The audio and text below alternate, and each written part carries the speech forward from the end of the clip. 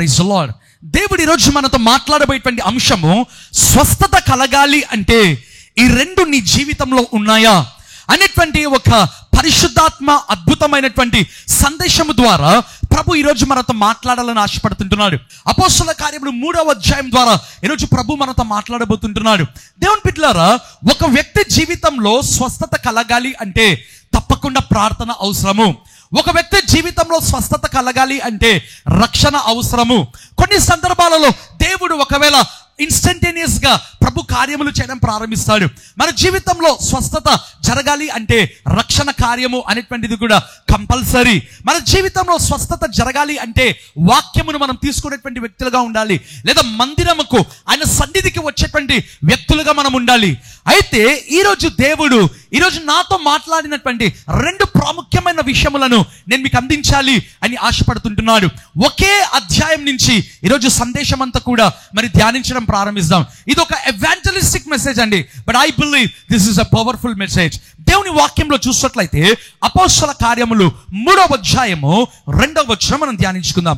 Acts of Apostles chapter 3 and verse 2. పుట్టినది మొదలుకొని కుంటివాడైన ఒక మనుషుడు మోసుకొని పోబడుచుండెను. వాడు దేవాలయంలోనికి వెళ్ళువారిని భిక్షం అడుగుటకు కొందరు ప్రతిదినం వానిని శృంగారమను దేవాలయపు ద్వారమునొద్ద ఉంచుచూ వచ్చిరి. చాలండి, ఈ భాగంలో చూసినట్లయితే మనకు అనేకమైన విషయాలు కనిపిస్తున్నాయి. ఈ ఒక్క వచనంలో నేను ధ్యానిస్తుండగా, ప్రభువా, ఈ వ్యక్తి యొక్క ఫిజికల్ కండిషన్ ఏంటి, ఈ వ్యక్తి యొక్క ఫినాన్షియల్ కండిషన్ ఏంటి, ఈ వ్యక్తి యొక్క స్పిరిచువల్ కండిషన్ ఏంటి, ఈ వ్యక్తి జీవితంలో ఆర్థికంగా, భౌతికంగా, ఆత్మీయంగా ఈ వ్యక్తి ఏ విధంగా ఉన్నాడు ప్రభువా అని నేను ధ్యానిస్తుండగా ప్రభు అనేకమైన విషయములను మరి మాట్లాడినట్లుగా నేను గమనించాను. దేవుని బిడ్డలారా, మరి మొదటి వచనంలో చూసినట్లయితే ఆ యొక్క ఉదయకాలం ముందు ఉందమ్మా 3 గంటలకు Pethuru, Yohanu, combination of Peter and John, Pethuru యోహానులు వాళ్ళు ఆ యొక్క దేవాలయంలోనికి ప్రార్థన కొరకు వాళ్ళు వెళ్తుంటున్నారంట. జాగ్రత్తగా మనం చూస్తామా దేవుని బిడ్డలారా.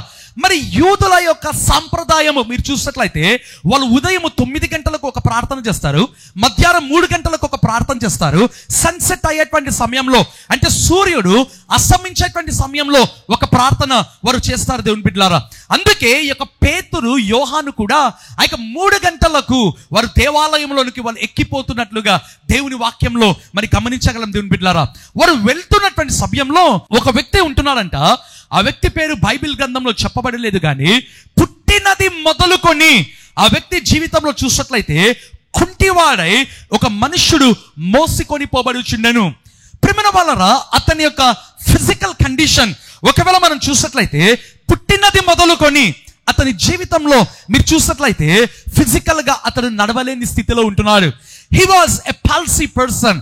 పక్షవాయువు చేత ఆ వ్యక్తి బాధపడుతున్నాడు దేవుని బిడ్డలారా. అతని జీవితంలో పుట్టినది మొదలుకొని కూడా మోసుకొని పోబడుతున్నాడు. మరి ఎంతకాలమో అనేటువంటి విషయము బైబిల్ గ్రంథంలో రాయబడలేదు. అయితే బైబిల్లో రాయబడింది పుట్టినది మొదలుకొని.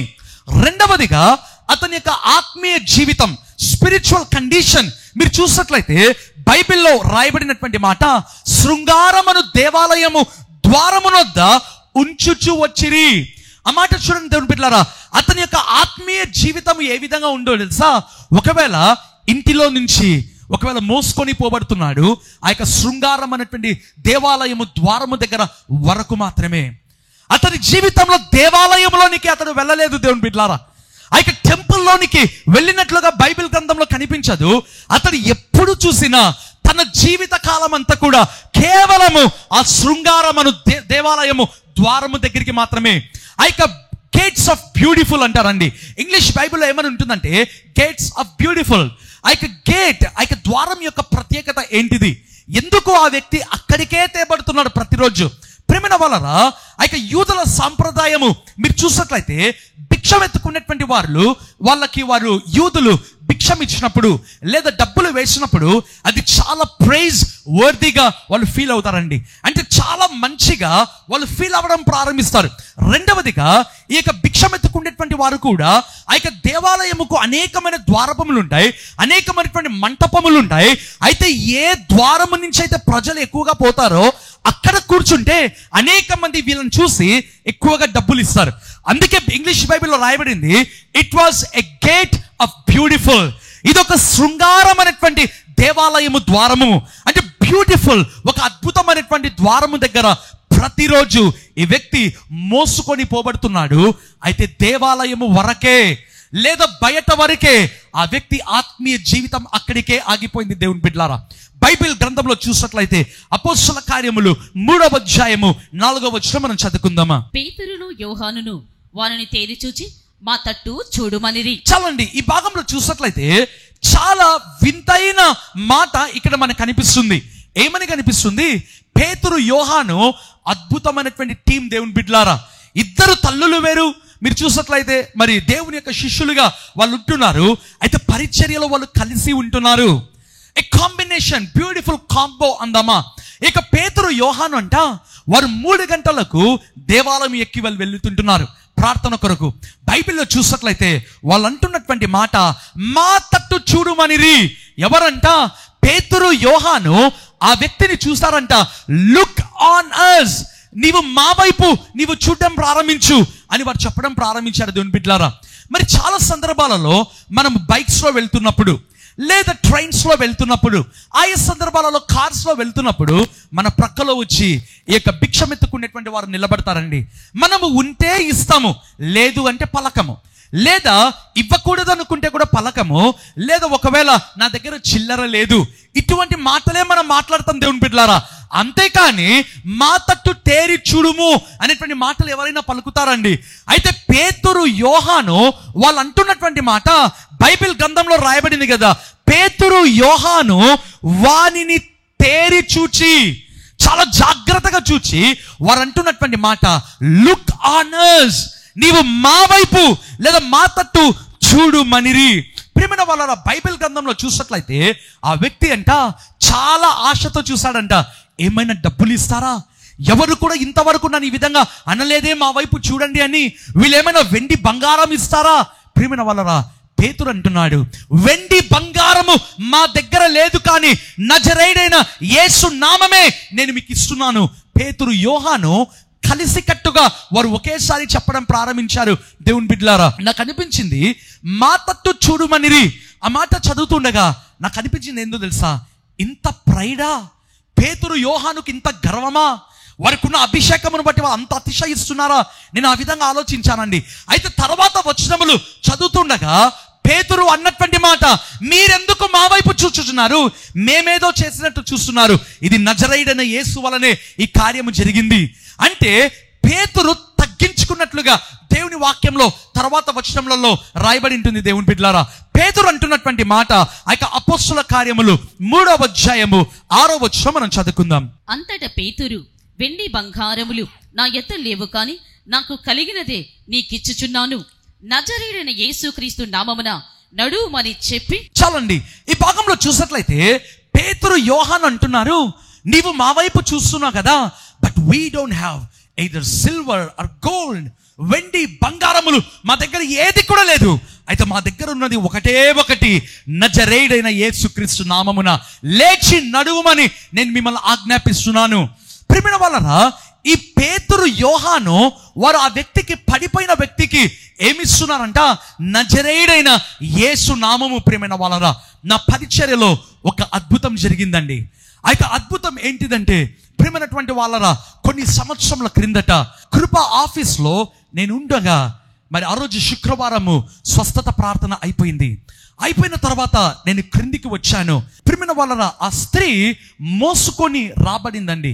ఆ యొక్క స్త్రీ పక్షవాయువు చేత బాధపడుతున్నటువంటి వృద్ధాప్యంలో ఉన్నటువంటి స్త్రీ. ఆ సమయంలో బలముగా పరిశుద్ధాత్మ దేవుడు నన్ను ప్రేరేపించడం ప్రారంభించాడు.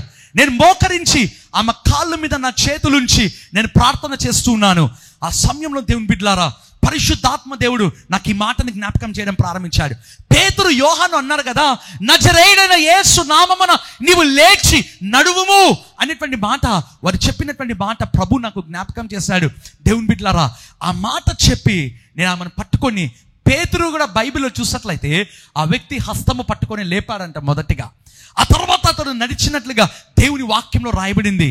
ఆ స్త్రీ పక్షవాయువు చేత బాధపడుతున్నటువంటి స్త్రీ, ఎన్నో సంవత్సరములుగా వృద్ధాప్యంలో ఆ యొక్క భయంకరమైనటువంటి సమస్య చేత బాధపడుతున్నటువంటి స్త్రీ, దేవుని బిడ్డలారా, ఎప్పుడైతే యేసు నామమును నేను ఉచ్చరించడం ప్రారంభించాను, ఎప్పుడైతే ప్రభు యేసు నామమును నేను పలకడం ప్రారంభించాను, అనేక సంవత్సరములుగా పడిపోయినటువంటి యొక్క స్త్రీ ఈరోజు కాళ్ళు చేతులు మరి పైకెత్తి, లేదా చేతులు పైకెత్తి ప్రభుని ఆరాధిస్తుంది.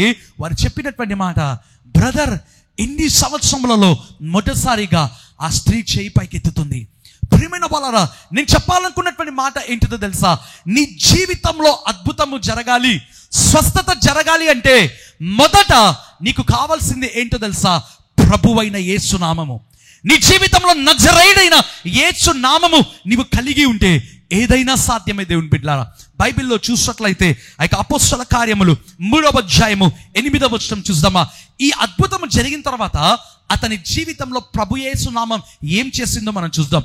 Acts chapter 3 and verse 8. వాడు దిగ్గున లేచి నిలిచి నడుచుచు గంతులు వేయుచు దేవుని స్తుతించుచు వారితో కూడా దేవాలయంలోనికి వెళ్ళెను. ఆమేన్. ఎంత గొప్ప మాట దేవుని బిడ్డలారా. బైబిల్లో రాయబడిందంట, ఎప్పుడైతే పేతురు యోహాను ఆ మాట చెప్పారో, మా దగ్గర వెండి బంగారము లేవు, but we pray in the name of Jesus, యేసు నామమందు మేము ప్రార్థన చేస్తున్నాం, లేచి నడువుము అని ఆజ్ఞాపించారో, బైబిల్లో రాయబడింది వాడు దిగ్గున లేచి. బైబిల్లో చూసినట్లయితే మొదట లేచాడంట, ఆ తర్వాత నిలబడ్డాడంట, ఆ తర్వాత నడిచాడంట, ఆ తర్వాత నడుచుచు గంతులు వేయుచు దేవుని స్తుతించుచు వారితో కలిసి వెళ్ళెను.